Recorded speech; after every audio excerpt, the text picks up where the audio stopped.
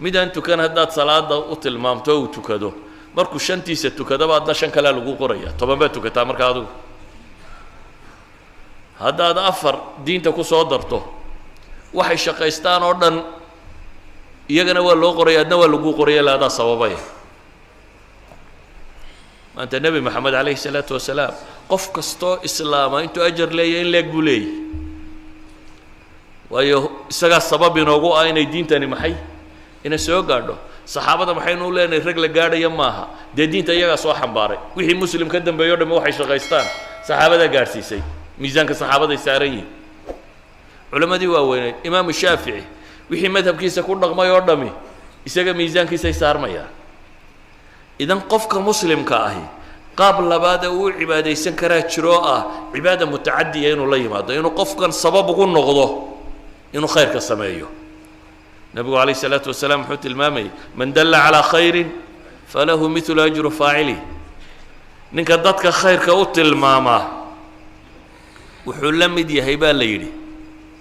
sidii kii sameeyey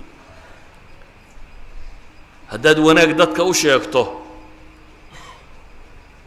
in leeg baad leedahay keebaa idiin roon markaa inaad waxoogaa xoolaa heshaan iyo inaad waxaa soo ajara heshaan inaad waxoogaa xoolaa helno ayaa laga yaabaa waqtigeenna inta ugu badan le inaynu ku bixinno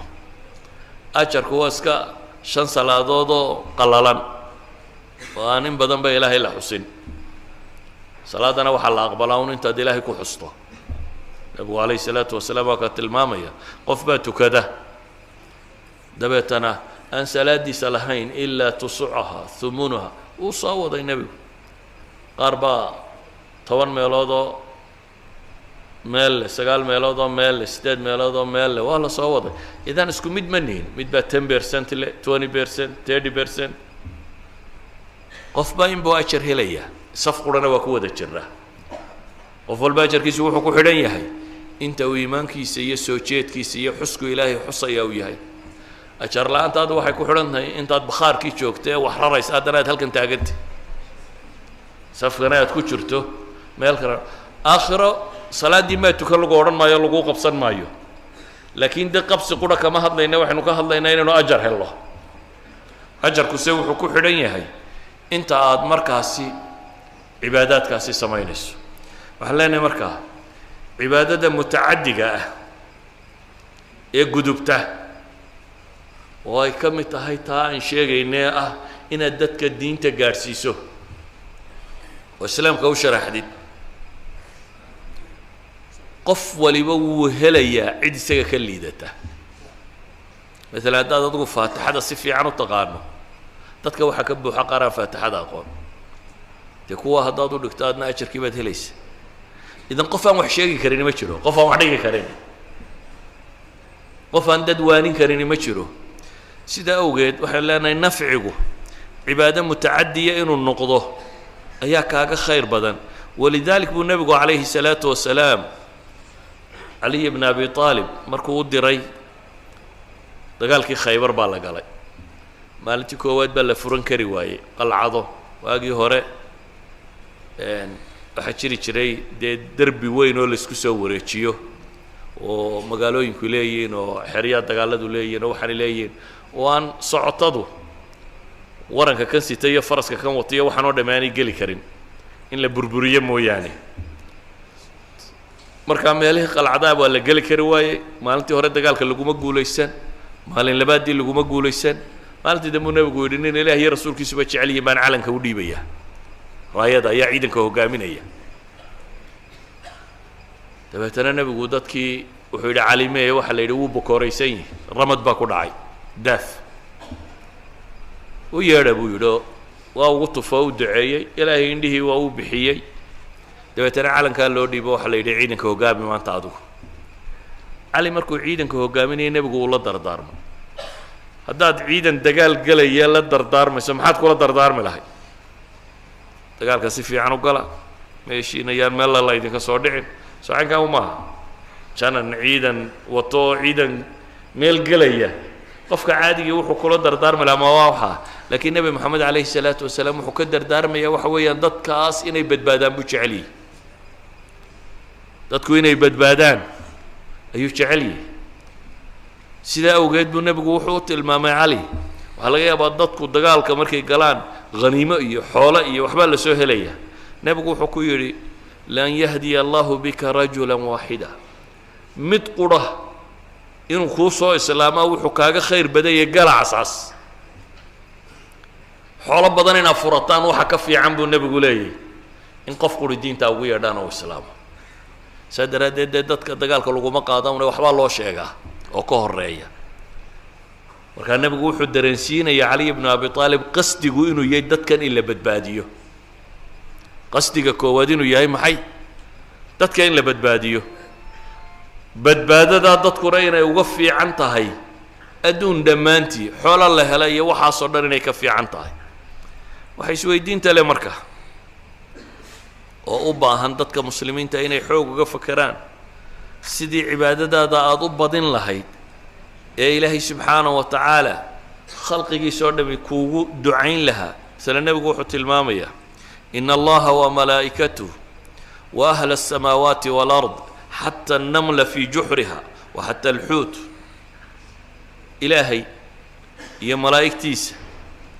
iyo dadka samada waxa samada degan iyo waxa dhulka deganba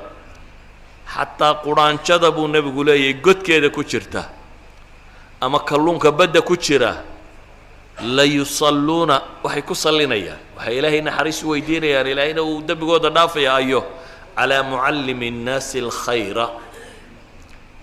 dadka qofka khayrka bara dadka qofka samaha bara innaga waxaa laga yaabaa waxaynu samaynayn oo dham inay maado u badantahy oo xataa dadka khayrka dhigaya hadduu shaqo ka yaro fiican helo inuu iskaga tagaa baa laga yaabaa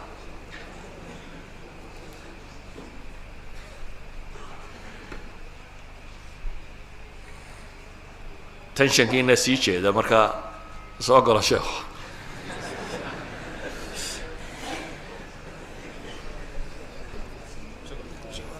calaa kullin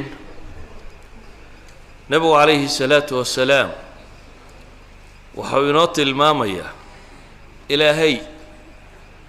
rabu الsamaawaati wاlard iyo malaa'igtiisa iyo malaa'igta tirada badan lee samada degan ama ciddii samada degan iyo waxa dhulka degan ilaahay uu nebigu ka gaadhsiiyey habad namla udhaanjo god ku jirta ama kalluun bad ku jira kolay ku tahay intaasoo dhammi inay ku sallinayaan ilaahay salligiisuna oo dembi dhaaf uu ku siiyo intan kalena waa kuu ducaynaya rabbay kuu baryayaan intaasoo dhammi maxay iyay u ducaynayaan waa mucallimi الnaasi alkhayra xadiiska imaamu tirmidi baa warinaya waana xadiis saxiixa calaa mucallimi الnaasa alkhayra qofka dadka khayrka bara qiimaha intaa leeg wax dhigista dadka ama wanaagga dadka loo sheega ma inoogu fadhiyaa xataa kuweena dhigaya mise shaqo ka yara mushahar badan haddaad hesho waad iskaga tegaysa yani waxaa laga yaabaa inay maadaam ku qiimaysantay haddii shaqada khayrka oo la dhigo meel lacag ka yaro badan aad helaysa inaad xaggeeda iska qabataa bay u badantay laakiin qofka muslimka wuxuu ku xisaabtaa salaf ulumma qaar baa 40 sano koo meel u fadhiyay inay dad quraan u dhigaan iyo wax kasta samaysan karayay le waxaanu maqalnay nebigo le calayhi salaatu wasalaam khayrukum man tacallama alqur'aana wacallamah bimujarad inuu xadiidkaa nabiga maqlay calayhi salaatu wasalaam uu nebigu leeyahy waxaa idinku khayr badan waxaa idinku fiican xagga alle waxa ugu raganimo badan qofkii ilaahay kitaabkiisa bartay waxyigii samada ka yimi dadkana u dhigay oo gaadhsiiyey waxyigaasi haddaba waxaan leenahay qofka muslimkaa nebigu calayhi salaatu wasalaam hadduu ku tilmaamay khayru nnaasi anfacuhum linnaas dadka waxa u khayr badan ka dadka ugu anfaca badan leh anfacaa uu soo gaadhsiiyey carabtu berigoodii jaahiliyada waxba iska akhri jirto dadka ku tufi jirtay ilaahayna waa ku bogsiin jiray qaar ka mid a markaasay qaar yidhaahdeen ilaahay rasuulkiisiiyo waxbaanu ku tufnaa dadka balka warrama bal ii soo bandhiga buu yidhi ii sheega waxaa tuftaan wuxuu yihi wixii bay u akhriyeen dabeetana wuxuu nebigu ku yidhi mar haddaanu shirki iyo ilaahay kayrki iyo la baryo waxaas ku jirin iska wada ku tufa hadday dadka anfacayso kadib buu nebigu wuxuu leeyahay dadka waxa uu haddaad walaalkaa caawin karto haddaad walaalkaa anfici karto falyafcal ha sameeyo ninkii walaalkii caawin karaa caawimada aad caawimaysa ama nafcigu taluu noqon karaa aad siisoo fiican talo fiican oad siisuu noqon karaa tilmaamaad siisaa buu noqon karaa wax sheeg buu noqon karaa wax siin buu noqon karaa wax allaaliya waxa dunida laysku anfaco noocuu doonaya ha ka ahaadee buu noqon karaa wuxuu mar labaad noqon karaa oo kaa ka sii fiican qofka aakhiradiisa inaad anfacdo oo ah inaad caqiidadiisa u saxdo oo inaad cibaadadiisa u saxdo oo inaad akhlaaqdiisa u saxdo oo wuxuu aakhiro iyo adduunba ku badbaadi lahaa inaad u sheegto marka kelmadda waxaan kusoo koobaya anigu dhankayga hadduu nebigu yidhi dadka ninkaasa u anfac badan ambiyadii iyo saxaabadiibana laga tilmaamayo dadka inay anfici jireen fii dunyaahum wa fii ukhraahum wixii adduunkooda ku saabsan iyo wixii aakhiradooda ku saabsanba inay anfacayeen dadkiina dhulkan joogaa waxaa laydinka baahan yahay xoogsiga lacagta qudhi inaanu idiin muuqane xoogsiga aakhiro inuu idiin muuqdo oo aakhiradiina inay u xoogsataan xoogsigii ugu fiicanee aakhirana waa inaad diinta xambaartaan oo faafisaan oo muslimkana gaadhsiisaan kuwaan muslimka ahaynna aa gaadhsiisaan oo ilaahay